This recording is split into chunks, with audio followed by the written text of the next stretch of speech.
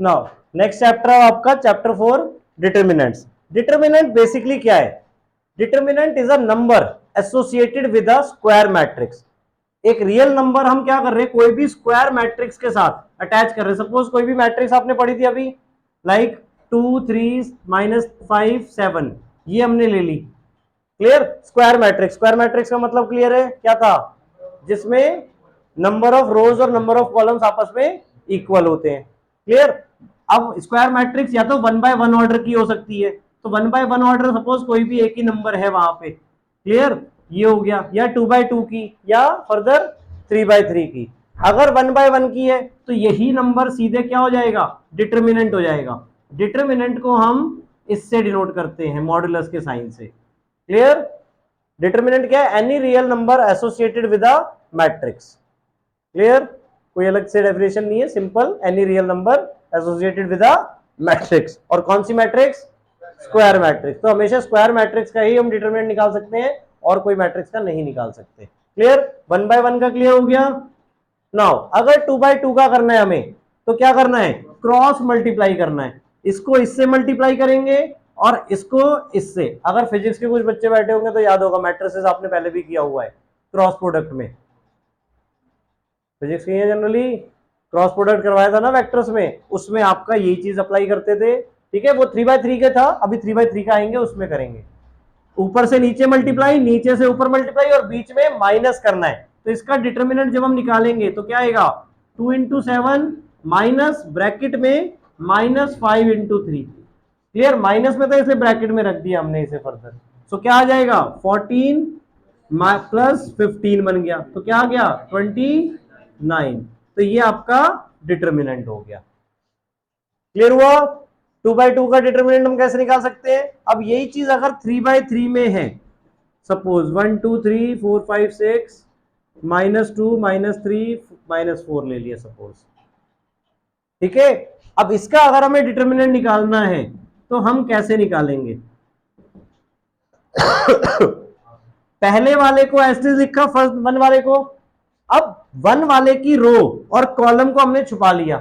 ठीक है? इसको और इसको छुपा लिया। तो जो 4 एलिमेंट आपको बचते हुए दिख रहे हैं, उसमें यही चीज अप्लाई करनी है। ऊपर से नीचे मल्टीप्लाई और नीचे से ऊपर मल्टीप्लाई। हमेशा फर्स्ट वाले एलिमेंट से ही स्टार्ट करना है आपको, जो आपको विजिबल है। Clear? So that is 5 into -4 -20 हो गया। फिर माइनस किया और -18, ये हो गया। यहां तक क्लियर? अब 1 को पॉजिटिव लेना है, मतलब पहले वाले को पॉजिटिव लेना है, दूसरे वाले को नेगेटिव, तो यहां पे -2। चाहे जो भी यहां पे होता, क्लियर? ये माइनस आना है, जो भी यहां पे होता वो एज इट इज। समझे? पहले वाले के आगे पॉजिटिव साइन लिया, दूसरे वाले के आगे नेगेटिव, तीसरे वाले के आगे अगेन पॉजिटिव लेंगे। क्लियर? 2 किया, अब अगेन वही, ये रो और ये कॉलम हमने छुपा ली। तो क्या बचा? 4 इंटू -4 -16, और फिर -2 इंटू 6 -12, और बीच में माइनस।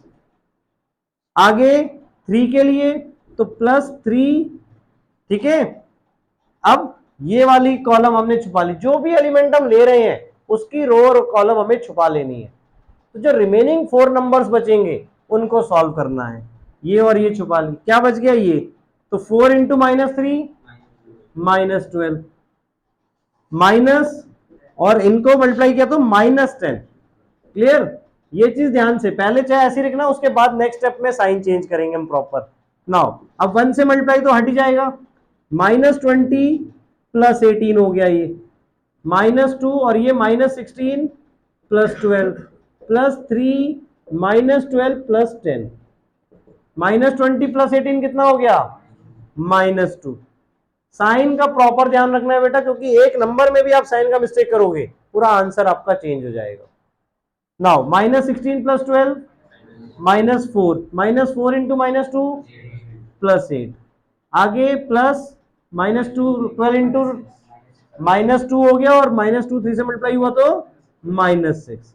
नाउ -2 -6 -8 +8 0। तो डिटर्मिनेंट आपका 0 भी आ सकता है, नेगेटिव भी आ सकता है, पॉजिटिव भी आ सकता है।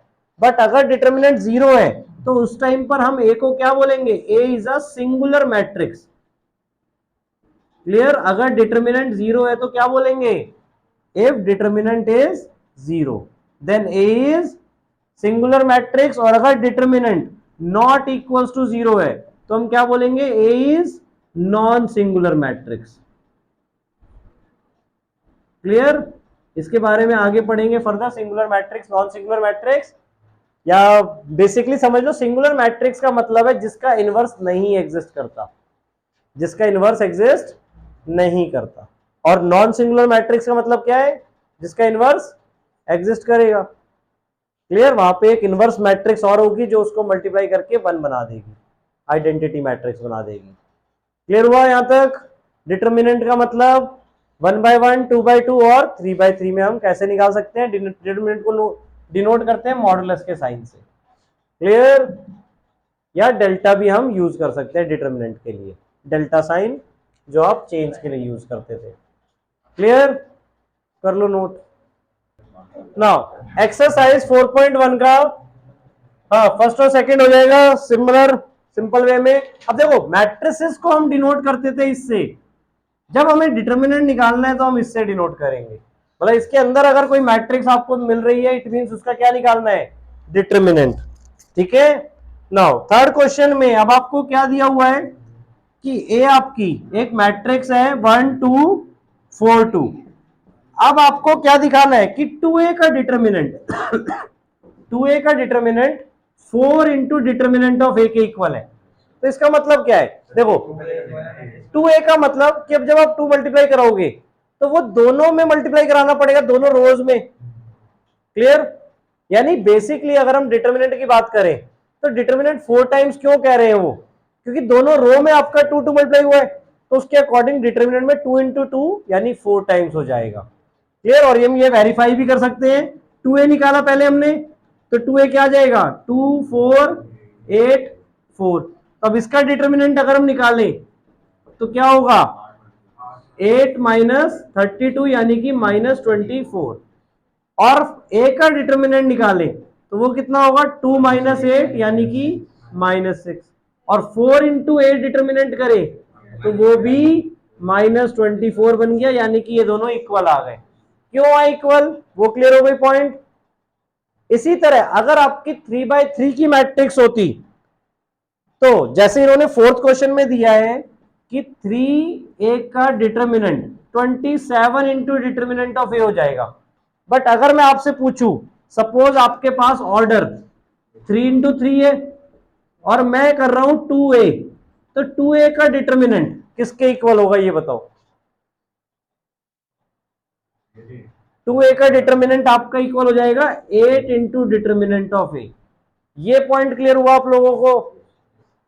क्योंकि हमारे पास ऑर्डर 3 इंटू 3 है, यानी 3 रोज है वहां पे, तो तीनों रो में 2 2 2 मल्टीप्लाई कराना पड़ेगा।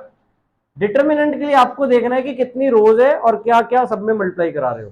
तो 3 2 मल्टीप्लाई करा रहे हैं हम, तो इन तीनों को मल्टीप्लाई करेंगे उतने टाइम्स आपका डिटर्मिनेंट हो जाएगा। जैसे यहाँ पे 3 था तो 3 को 3 बार कराया तो 27 बन गया। इसी तरह अगर आपको सपोज 4a बोल दिया तो वो किसके इक्वल होगा? 64a के। अगर ऑर्डर 3 इंटू 3 है, अगर ऑर्डर 2 इंटू 2 होता, सपोज 4a कर रहे हो और ऑर्डर 2 इंटू 2 है, तो 4 इंटू 4 दो बार ही होगा, 16a के इक्वल आ जाएगा, 16 of determinant of A. Clear हुआ? ऐसे और भी क्वेश्चन बनाए जा सकते हैं। 5 कर दिया मल्टीप्लाई 6 कर दिया। ठीक है? आपको दो चीज ध्यान रखनी है, एक तो ऑर्डर और दूसरा यहाँ पे नंबर क्या है। जो भी ऑर्डर है, देखो बात हमने पहले ही करी है, स्क्वायर मैट्रिक्स होगी तो ऑर्डर का सिर्फ एक नंबर आपको देखना है। वहां पे जितना नंबर है उतनी बार ये वाला नंबर मतलब उसका स्क्वायर। अगर ऑर्डर 2 हुआ तो स्क्वायर हो जाएगा इसका, क्यूब हुआ मतलब ऑर्डर 3 हुआ तो क्यूब हो जाएगा, ऑर्डर 4 हुआ, 4 तो खैर नहीं आएगा, 2 3 तक ही है आपका। क्लियर? आया समझ में? ये एमसीक्यू में बहुत इंपॉर्टेंट क्वेश्चन बन सकता है आपका। क्लियर? उसके बाद क्वेश्चन फिफ्थ में बेटा, क्वेश्चन फिफ्थ में आपको डिटर्मिनेंट निकालना है सीधा सीधा। 3/3 मैट्रिक्स है। ठीक है? आंसर्स पीछे से चेक कर लेना प्रॉपर। अगर आपकी मिस्टेक होगी तो सिर्फ साइन में हो सकती है, उसका ध्यान रखना। क्लियर? सिक्स सेवंथ, अब देखो एक आपने मैट्रिसेस में पढ़ा था कि इक्वल मैट्रिक्स होती हैं। ठीक है, बट यहां पर क्या दिया हुआ है, देखो कौन सा साइन है, डिटर्मिनेंट का, 2 4 5 1 इक्वल्स 2 है आपके पास 2x 4 6 और x। अगर इसमें आप देखोगे तो 5 यहां पर है, यहां पर 6 है, तो ये डिटर्मिनेंट मैट्रिसेस तो वैसे भी इक्वल नहीं बोल सकते, तो इन्होंने इक्वल दिया क्यों, ये डिटर्मिनेंट इक्वल है आपके, क्लियर, यानी मैट्रिसेस इक्वल नहीं है बट उनके जो डिटर्मिनेंट आ रहे हैं, दो मैट्रिसेस के डिटर्मिनेंट तो आपस में इक्वल हो सकते हैं ना, जरूरी नहीं कि मैट्रिसेस इक्वल हो, क्लियर, तो इसका डिटर्मिनेंट निकाल के हमें इक्वलेट करना है, तो क्या आ जाएगा 2 minus 20 equals to 2x square minus 24। Now 2 minus 20 कितना हो गया, minus 18 equals to 2x square minus 24, minus 24 इधर आया तो plus 24 equals to 2x square minus 18 plus 24 6 equals to 2x square, so x square equals to 3, so x equals to क्या आ जाएगा finally आपका प्लस माइनस रूट 3। ये चीज याद रखना, हमेशा जब भी हम रूट सॉल्व करते हैं तो प्लस माइनस लगाते हैं, बट कई बार हम माइनस की वैल्यू को ड्रॉप भी कर देते हैं, कब, जब वो कोई साइड हो जाए, क्लियर, या कोई ऐसी चीज जो नेगेटिव नहीं हो सकती, एज हो गया, क्लियर, बट अगर ऐसा कुछ नहीं है तो हमें दोनों वहां पे वैल्यूज इंक्लूड करनी है, ठीक है। इसमें आप ऑप्शन भी देखोगे, एट्थ वाले में भी, एट्थ वाला भी सेम ऐसे ही है, ऑप्शंस उसमें दिए हुए हैं।